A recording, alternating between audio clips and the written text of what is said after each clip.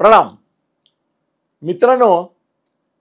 एका काय म्हणूया फोटोची किंवा फोटोंची आज मी तिला महाराष्ट्रामध्ये प्रचंड चर्चा चालू आहे.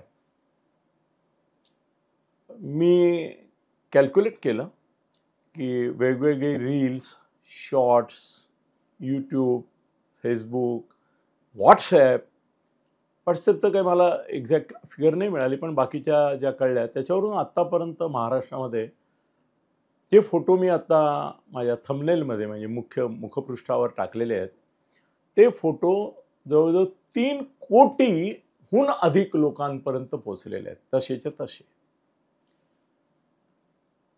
मित्रांनो, एक लक्षात ठेवा की मी ते फोटो टाकले आहेत याचं कारण असं की जो विषय मी आज घेतला आहे, याच्याबद्दल बोलणार आहे, त्या विषयाच्या संदर्भात बोलताना मी कोणत्या संदर्भामध्ये बोलतोय, कोणत्या फोटोंच्या संदर्भात बोलतोय हे देखील तुम्हाला लक्षात यायला हवं. या एका कारणाकरता मी ते फोटो तिथे वापरलेले आहेत. आणि याचं कारण असं आहे की देवाभाऊ हा मला माझा स्वतःचा सख्खा भाऊ वाटतो. देवाभाऊ यांच्याशी माझं, त्यांना विचारा तुम्ही, हे मीच सांगतो असं नाही, त्यांनाही विचारलं तर तुम्ही सांगतील की होय, माझ्यावर जे प्रेम करणारे माझे मित्र आहेत त्याच्यामध्ये टॉप 10 मध्ये मी अनिल थत्ते आहेत असं तुम्हाला सांगू शकतो. मला त्यांच्या माझ्यावरल्या प्रेमाचा, माझ्याबद्दलच्या आदराचा, माझ्याबद्दलच्या काळजीचा आणि माझ्या भोवती एक सुरक्षा कवच असावं आणि मी कुणाच्याही कसल्याही टीकेचं धनी होऊ नये आणि झालं तर डिफेंड करण्यासाठी सरसावणारा असा हा माझा मित्र आहे. आणि ही गोष्ट खरीच आहे की आज देवेंद्रजींची ओळख ही केवळ मुख्यमंत्री म्हणून नाही. हो, तुम्ही मुख्यमंत्री आहेतच, उपमुख्यमंत्री होते, याच्या आधी ते भाजपचे प्रदेशाध्यक्ष देखील होते, याच्या आधी ते नगरसेवक आणि महापौर देखील होते. पण या सगळ्या काळामध्ये जर तुम्ही तपासून बघितलं तर तुमच्या असं लक्षात येईल की निष्कलंक हा शब्द वापरावा अशा तऱ्हेचं चरित्र आणि चारित्र्य असलेल्या महाराष्ट्रातल्या दुर्मिळ अशा व्यक्तिमत्वांपैकी एक तुमचे माझे आवडते लाडके, ज्यांच्यावर आपण मनापासून प्रेम करतो, ज्यांचा आदर करतो, ते देवेंद्रजी आहेत. आणि असं सांगितलं तर तुम्ही म्हणाल की अनिलजी हे जरा अति होत आहे तुमचं. नाही, पण खरंच सांगतो की देवेंद्रजींवर जेव्हा विध्वंसक, नष्ट नतद्रष्ट खाष्ट दुष्ट अशा हेतूनी विकृत अशा स्वरूपाची टीका केली जाते, त्यावेळेला माझं हळवं मन खरोखरच भळभळा वाहतं. दुःख होतं मला त्याचं. आणि असं वाटतं की इतक्या चारित्र्य संपन्न माणसाला, गुणसंपन्न माणसाला, इतका गुणाढ्य अशा माणसाला हे हलकट, हे कळकट, मळकट, प्रदूषित मनाचे, कलुषित मनाचे असे जे विकृत लोक आहेत ते या पद्धतीने त्यांच्यावर ट्रोल करतात, टीका करतात, त्यांच्या कुटुंबावर टीका करतात. नाही, मी हे सहन नाही करू शकत. आणि देवाभाऊंवर प्रेम करणारे माझ्यासारखे असंख्य, संख्या नाही सांगू शकत इतके लोक आहेत.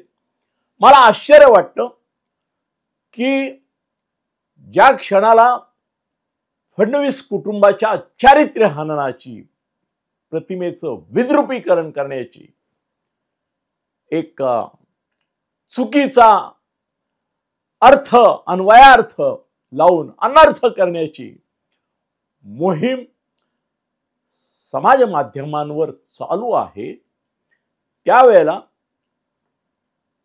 जे त्यांचे स्वतःला समर्थक म्हणतात, अनुयायी म्हणतात, जे त्यांना देवाभाऊ असं अत्यंत प्रेमाने म्हणतात, त्या भारतीय जनता पक्षातल्या आणि बाहेरच्या अशा बंधू भगिनींनी बोलायला हवं, सांगायला हवं आणि अनर्थ करणाऱ्यांना अन्वयार्थ देखील समजावून सांगायला हवं. माझी अपेक्षा होती की ज्या प्रकारचं ट्रोलिंग आणि ज्या प्रकारे त्यांच्या विविध व्हिडिओंचं, मी तर एक व्हिडिओ वापरला आहे, पण असे किमान 50-100 व्हिडिओ आज सोशल मीडियावर तुम्हाला दिसतील की ज्याच्यामध्ये खरोखरच केवळ विद्रुपीकरण नाही, तर त्याच्या मागचा हेतू हा विटंबनेचा आहे.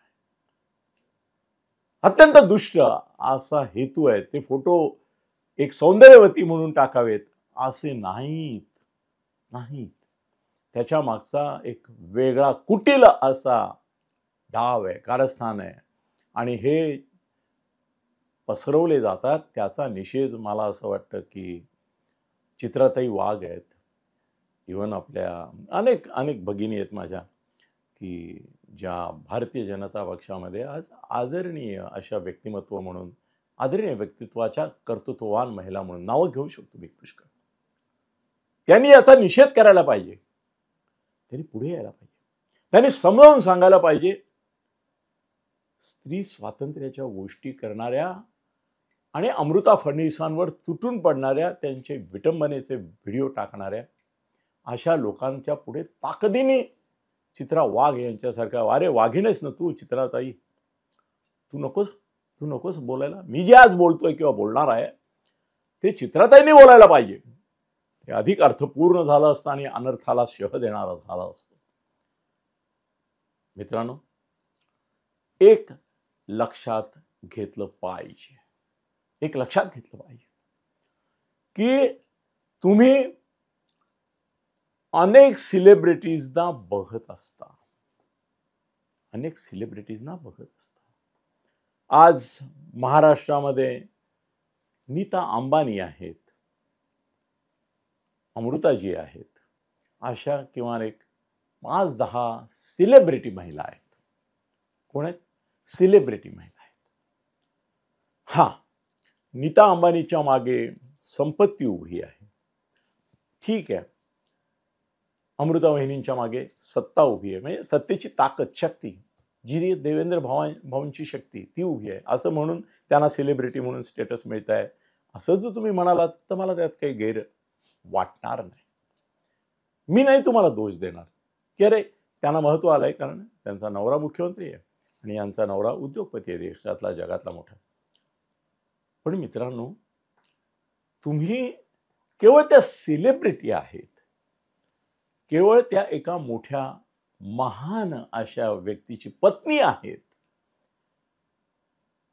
म्हणून त्यांची ससे होलपट जर करू पाहाल, त्यांना कलंक लावण्याचा प्रयत्न कराल, त्यांना डाग लावण्याचा प्रयत्न कराल, त्यांना समजून न घेता विचित्र विकृत अशा शेरेबाजीसह ते फोटो अधिक विकृत करून एआयच्या सहाय्याने त्याच्यामध्ये मोडतोड करून जर टाकाल तर देवाभाऊ कदाचित काही कारवाई स्वतः करणार नाहीत तुमच्यावर, पण एखादा त्यांचा भक्त, अनुयायी, समर्थक असा निघू शकेल आणि निघावा की ज्याने अमृता वहिनी आहेत त्या तुमच्या, त्या वहिनींच्या इमेजचं, त्यांच्या प्रतिमेचं हनन भंजन आणि कलंकित करण्याचं जे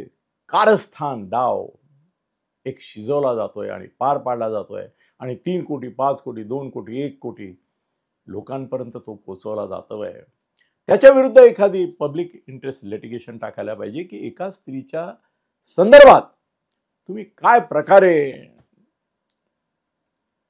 प्रतिमाभंग करतायत. आणि का करताय? पहिली गोष्ट तुम्ही लक्षात घ्या की हा देवाभाऊंच्या मनाचा मोठेपणा आहे, हे लक्षात ठेवा. सगळे नवरे व्यासपीठावर किंवा सोशल मीडियाच्या प्लॅटफॉर्म्सवर स्त्री स्वातंत्र्याची महती गातात. स्त्रीला स्वातंत्र्य दिलं पाहिजे, स्त्रीला तिच्या मनासारखं वागू आणि जगू दिलं पाहिजे असं म्हणतात. पण स्वतःच्या बायकोच्या प्रत्येक गोष्टीबाबत अत्यंत कर्मठ सनातनी अशा पद्धतीने प्रतिरोध करतात, विरोध करतात. तिला तिच्या मनासारखं जगू वागू, अरे साधे कपडे घालू देत नाहीत. यांची संख्या कोट्यावधी. तुम्ही आसपास बघितलं तर सोशल मीडियावर ज्या प्रकारचे फोटो किंवा ज्या प्रकारचे हे अंबट शौकीन लोक बघतात, त्यांच्या स्वतःच्या जीवनामध्ये स्वतःची पत्नी, मुलगी, बहीण यांना त्या प्रकारचे ज्या प्रकारचा सोशल मीडिया ते बघतात, त्याच्याबद्दल बोलतोय मी, बहिणींच्या संदर्भात नाही बोलत आहे. ते फोटो अंबट शौकीनपणे बघणारे स्वतःच्या पत्नीला, बहिणीला, याला त्याला आक्षेप घेतील, आक्षेपार्ह घेतील, आक्षेप विरोध, मला तर भीती वाटते मारहाणीपर्यंत पण जातील काही त्यातले. हे काय?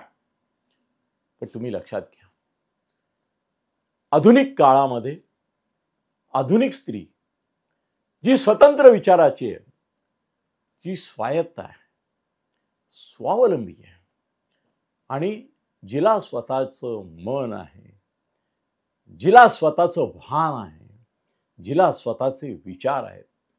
अहो, आक्षेप घेणाऱ्यांनी तर वहिनींच्या, अमृता वहिनींच्या सोशल मीडियामधल्या ट्वीट्स, कॉमेंट्स याच्यावर देखील गहजब केला होता.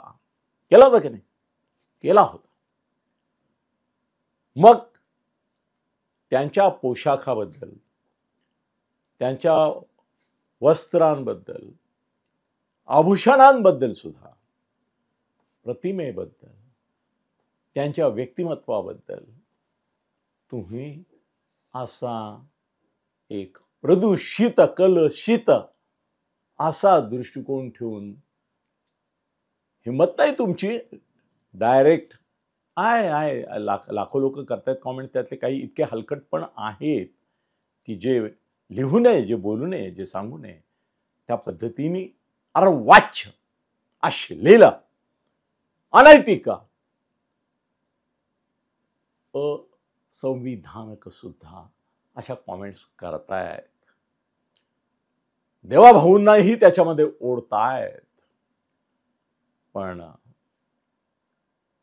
मी असं तुम्हाला सांगेन की महाराष्ट्रामध्ये, महाराष्ट्र हा आया बहिणींची अब्रू जपणारा, आया बहिणींची इज्जत करणारा, आया बहिणीच्या संदर्भामध्ये संवेदनाशील असणारा आणि त्यांच्याबद्दल जर कोणी अश्लाघ्य बोललं, अश्लील बोललं, अशोभनीय बोललं तर तीव्रतेने प्रतिकार करणारा असा आहे. महाराष्ट्राची ती परंपरा आहे आणि त्या परंपरेमध्ये स्वातंत्र्य देखील आहे. आज तुम्ही मॉलमध्ये जा, आज तुम्ही ऑफिसेसमध्ये जा, आज तुम्ही कुठेही जा, कुठल्याही प्लॅटफॉर्मवर, केवळ सोशल, कल्चरल, पॉलिटिकल अशा प्लॅटफॉर्मवर सुद्धा मी असं बघतो आहे की ज्याप्रमाणे अमृता फडणवीस या त्यांच्या प्रभावी अशा व्यक्तिमत्वामुळे लक्षवेधी ठरतात, आकर्षक ठरतात, तशा आकर्षक व्यक्तिमत्वाच्या पण तेजस्वी, मनस्वी अशा ज्या महिला नेत्या आहेत त्यांच्यावर देखील अमृता फडणवीस यांच्या प्रमाणेच टीका केली जाते. उदाहरण देऊ, सोशल मीडियावर चेक करा, रुपाली चाकणकर महिला राष्ट्रवादीच्या अध्यक्ष आहेत. त्या अजितदादांनी त्यांच्याकडे व्यक्तिमत्व आहे, त्यांच्याकडे प्रभावी वक्तृत्व आहे, त्यांच्याकडे नेतृत्व गुण आहेत, म्हणून त्यांना अध्यक्षपद दिलं असताना त्यांना त्या संदर्भात न घेता अनेक दुसरे अवांछित असे संदर्भ वापरून अकारण ट्रोल केलं जातं, तेव्हा खरंच वाईट वाटतं. अजितदादांनी त्यांचं कर्तृत्व पाहून त्यांना ते पद दिलं, व्यक्तिमत्व व्यक्तित्व सौंदर्य पाहून दिलं असं म्हणणं गैर आहे. कारण त्या आधीही शरद पवारांच्याही काळामध्ये अध्यक्ष होते. त्यामुळे कितीही सुंदर बाहुली असली आणि ती जर निर्जीव असेल, निष्क्रिय असेल, तर नाही कोणी तिच्यात प्राण फुंकू शकत, नाही तिला कोणी कर्तृत्व दाखवायला भाग पाडू शकत. ती कर्तृत्ववान असेल तरच. त्या केवळ सुंदर आहेत. आता रुपाली चाकणकरांच्या संदर्भात मी वाक्य बोलतोय म्हणून त्यांचा संदर्भ देतो की त्या अत्यंत साधेपणाने, हा ठीक आहे, साड्या वगैरे घालतात, चांगल्या साड्या घालतात, निवडक साड्या घालतात, त्याच्यामध्ये त्यांची एक खानदानी, ज्याला आपण हे म्हणतो नियत, संस्कार, तेही दिसतात, हे कबूल आहे मला. पण लोक त्याच्याकरता नाही त्यांना ट्रोल करत, त्यांच्या सौंदर्याचा संदर्भ बदलून त्यांना ट्रोल करतात. चित्राताई ट्रोल होतात याचं कारण त्यांचं प्रभावी असं व्यक्तिमत्व आणि सौंदर्यशालीनत्व, त्यामुळे त्या ट्रोल होतात. त्याच्यामध्ये अनेकांच्या मनामध्ये असूया असते, त्वेष असतो, द्वेष असतो, मत्सर असतो, जेलसी असते. विशेषतः काही महिला ज्या वेळेला मी चाकणकर आणि वाघबाईंना ट्रोल करताना बघतो त्यावेळेला जाणवतं की ही ईर्ष्या आहे. सुषमा अंधारेंबाबत असे ट्रोल होत नाहीत. ते त्यांचे जुने बोललेले व्हिडिओ काढतात, त्यांचे फक्त वक्तृत्वावर ट्रोल होतात, व्यक्तिमत्वावर ट्रोल होतात. रुपालीताई, चित्राताई आणि अमृता वहिनी, अरे तुमचे हात थरथरत कसे नाहीत? आज देवाला आपण देवा भाऊ म्हणतोय ना, मग भावाची बायको ही आपली वहिनी आहे ना, मग त्या देवाभाऊंच्या पत्नीकडे आपण वहिनीच्या नजरेने जर पाहिलं तर तुम्हाला दोन गोष्टींच्या बाबतीमध्ये असं जाणवेल की माझी वहिनी आहे, माझं नातं आहे तिच्याशी, देवाभाऊची बायको आहे ती, मी तिला त्याच रूपात, स्वरूपात, व्यक्तिमत्वात, नात्यातच बघायला हवं, तिच्याशी बोलायला हवं, तिच्याविषयी बोलायला हवं, तिच्याविषयी लिहायला हवं. आणि दुसरी गोष्ट अशी आहे की देवाभाऊंच्या मनाचा हा मोठेपणा आहे. आतापर्यंतच्या अनेक मुख्यमंत्र्यांच्या संदर्भामध्ये मी आज फार बोलू शकत नाहीये कारण वेळ मर्यादित आहे. अन्यथा मी 50 वर्ष पत्रकारितेमध्ये आहे आणि जवळजवळ 60 साली हे आपल्याला मिळालं. पण विनूतांना मी जवळून पाहिलेलं होतं, ओळखलेलं होतं, त्यांना भेटलेलो आहे. यशवंतराव नाही त्यांच्या अंतिम काळात भेटलेलो आहे मी अनेकदा. पण वसंतराव नाईक आणि कुसुमताई लक्षात असेल तुमच्या, आता तुम्ही तरुण पोरं नंतरच जन्माला आले असाल काही, तर तुम्हाला माहीत नसेल. पण मी सगळे मुख्यमंत्री, अगदी अंतुले, बाबासाहेब भोसले, शंकरराव चव्हाण, कुसुमताई, मी सगळ्यांशी काही ना काही निमित्ताने त्यांच्या घरादारात गेलेलो आहे, वावरलेलो आहे. त्यांची व्यक्तिमत्व, विलासराव देशमुख आहेत, सुषमाताई, त्यानंतर सुशीलकुमार शिंदे आहेत, मनोहर जोशी आहेत. हे सगळ्या मुख्यमंत्र्यांच्या याच्यामध्ये मी पाहिलं तर तुम्हाला देवाभाऊंमध्ये आणि त्यांच्यामध्ये असलेला एक फरक सांगतो. अहो, आपल्या राष्ट्रपती देखील राष्ट्रपती झाल्यानंतरही डोक्यावर पदर घेऊन वावरत होत्या. प्रभाताई राव आणि प्रतिभा पाटील या महाराष्ट्राच्या राजकारणात असताना अनेक वेळा मी त्यांना भेटलेलो आहे, आदराने भेटलेलो आहे, कौतुकाने भेटलेलो आहे. गौरवास्पद अशी ती व्यक्तिमत्व होती, मॅच्युअर होत्या दोघी. पण डोक्यावर पदर ही त्यांची परंपरा होती म्हणून त्या तशा पद्धतीने वागत होत्या. त्याच्यावर टीका पण झाली होती बरं का. म्हणजे लोक अमृता वहिनींवर टीका करतात तशी डोक्यावर पदर घेऊन फिरणारी राष्ट्रपती वगैरे अशी टीका झालेली आहे. प्रभाताई तर अध्यक्ष होत्या महाराष्ट्र काँग्रेसच्या. मंत्री होत्या, अरे मुख्यमंत्रीच होणार होत्या, तो वेगळा विषय.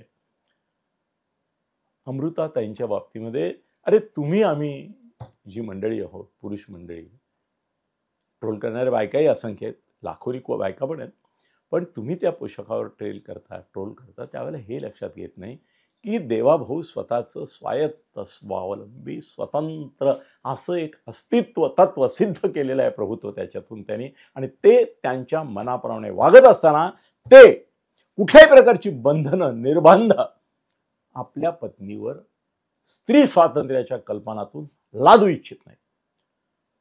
तुला जे भावतं ते तू कर, तुला जे आवडतं ते तू कर, ज्यात तुला समाधान आहे. कौतुक आहे ना, कौतुक आहे की सामाजिक कार्यामध्ये फक्त स्टेज पुरता भाग घेणं हे आतापर्यंत काही मुख्यमंत्र्यांच्या बायकांच्या बाबतीत मी पाहिलं. तरी पण ऍक्च्युली बघितलं ना तर यातल्या बहुतेक मुख्यमंत्र्यांच्या बायका ह्या मुख्यमंत्री जेव्हा स्टेजवर असतील तेव्हाच त्यांच्याबरोबर दिसायच्या. अगदी 2-3 अपवाद मी सांगू शकतो, त्या म्हणजे शालिनीताई पाटील ज्या होत्या. शालिनीताई पाटीलांना पण असं ट्रोल केलं गेलं बरं का, भरपूर, कारण त्या सुंदर होत्या, अत्यंत सुंदर होत्या.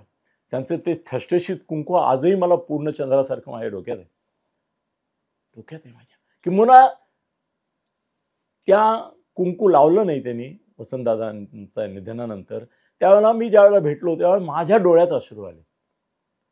त्या परंपरा म्हणून त्यांनी ते केलेलं होतं, पण माझ्या डोळ्यात अश्रू आले. कशी ही सौभाग्यवती मी बघितलेली आहे. तेजपुंज, ते ठळठळीत कुंकू सूर्यासारखं चमकायचं शालिनीताईंच्या कपाळावर.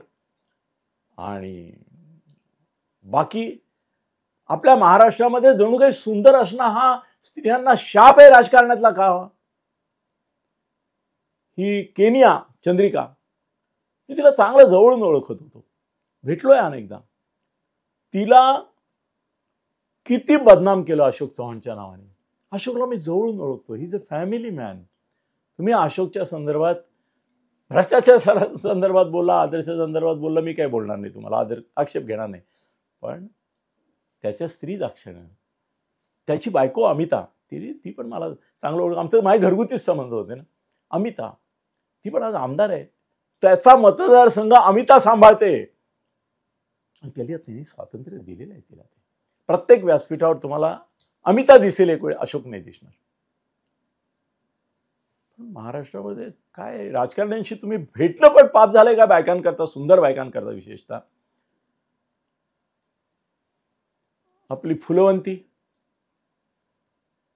ती भेटली, प्राजक्ता माळी, मुंडेंच्या एका कार्यक्रमात, रोज कार्यक्रम करणारी, इव्हेंट मॅनेज करणारी, हे करणारी आणि स्वतःचे दागिन्यांचं प्रोडक्शन करून ब्रँड एस्टॅब्लिश करणारी प्राजक्ता माळी, अत्यंत कौतुकास्पद कामगिरी, अभिनय करणारी ती केवळ मुंडेंच्या एका कार्यक्रमात गेली आणि तिथे कार्यक्रमात भाग घेतला म्हणून हजारो नव्हे लाखो पोस्ट प्राजक्ता आणि धनंजय मुंडे यांच्या संदर्भात आल्या. काय कारण?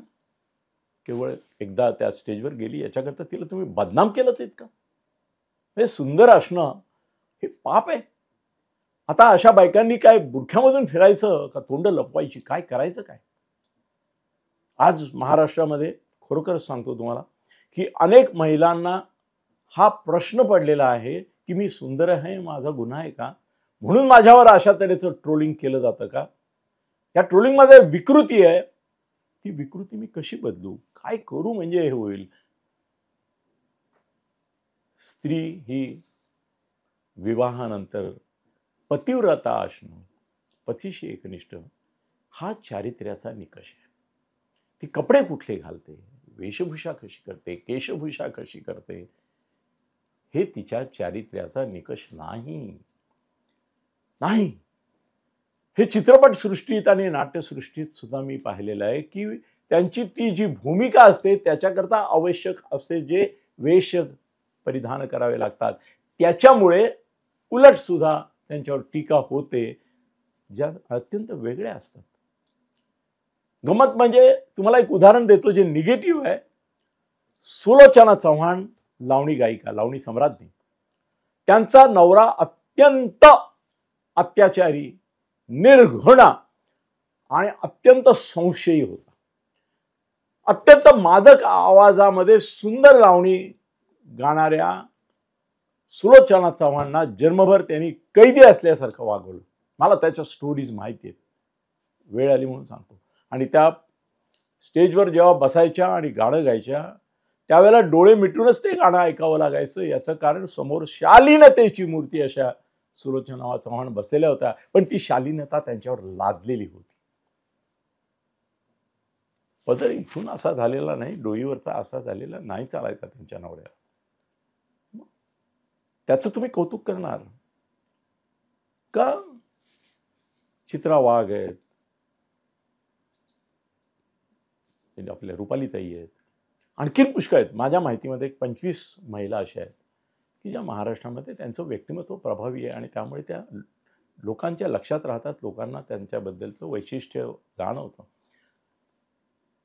अमृताताई जे कपडे घालतात ती त्यांची पसंती आहे आणि ती गोष्ट ते स्वातंत्र्य देवाभाऊंनी मान्य केल्याशिवाय त्या तसं करणार नाहीत, ही मला खात्री आहे. काही वावड्या लोक उठवत आहेत की काय देवाभाऊंचं ते ऐकत नसतील वगैरे. ज्याचं महाराष्ट्र ऐकतो तो स्वतःच्या बायकोला काही ऐकायला लावू शकत नाही असं नाही. देवाभाऊ हा खरं म्हणजे एक देव माणूस आहे आणि त्याची पत्नी ही माझ्या मते त्या सौंदर्यवती आहेत. हे सौंदर्य त्यांना नियतीने दिलेलं आहे, परमेश्वराने दिलेलं आहे. त्या सुंदर आहेत हा त्यांचा गुन्हा आहे का? त्या सुंदर असताना त्या सौंदर्याच्या अनुष्काने जर त्या काही कपडे आपल्या चॉईसने वापरत असतील तर तुम्ही कपड्यांवरून त्यांची परीक्षा करणार का? आणि देवेंद्रांना ही धारेवर धरणार का? आणि त्यांनाही तुम्ही वार करणार का? चुकीचं आहे, पूर्णपणे चुकीचं आहे.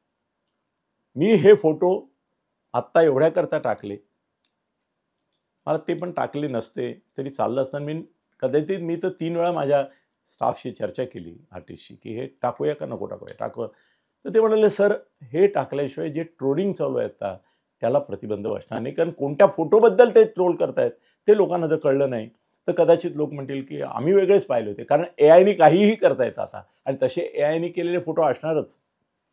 मित्रांनो, आपली आई, आपली बहीण, आपली पत्नी, आपल्या मुली यांच्याबाबत आज आपल्या मुली ज्या प्रकारचे कपडे घालतात ते आपल्या पिढीने नाही पाहिलेले, आपल्या आईने नव्हते घातले कधी, आपल्या पत्नीने पण नव्हते घातलेले कधी, पण आपल्या मुली घालतात.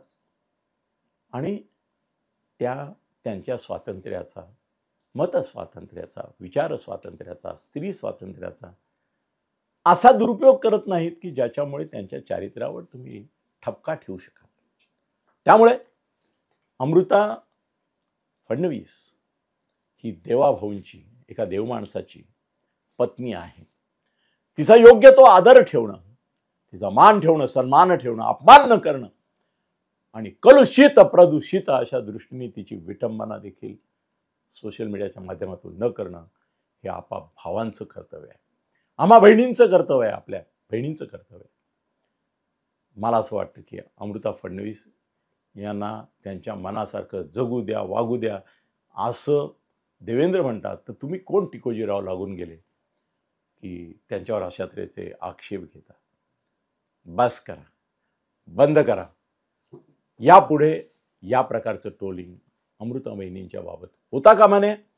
आणि मला असं वाटतं की याच्याबद्दल देवाभाऊ, सायबर क्राईमला तुम्ही स्वतः किंवा अमृता बहिणींनी तक्रार केली पाहिजे की एआयच्या मदतीने जी एक विकृत अशी प्रतिमा उभी केली जाते त्याला कुठेतरी आळा बसला पाहिजे. अमृता बहिणी, मायासारखे तुमचे भाऊजी हे कायम तुमच्याबरोबर राहतील. समाजामधला सद्सद्विवेक शाबूत असलेला, सद्सद्विवेक बुद्धी शाबूत असलेला प्रत्येक माणूस तुमच्या स्वातंत्र्याची कदर आणि आदर करेल. तुम्ही जशा आहात तशाच राहा, जशा वागताय जगताय तसंच जगत राहा. तुम्ही स्वातंत्र्य उपभोगताय तसं स्वातंत्र्य देणारा नवरा तुम्हाला मिळाला हे तुमचं भाग्य आहे. धन्यवाद. फेसबुक आणि यूट्यूब चॅनल अनिल गगनभेदी थत्ते यांच्यातर्फे हार्दिक शुभेच्छा, अभिनंदन आणि अभिवादन.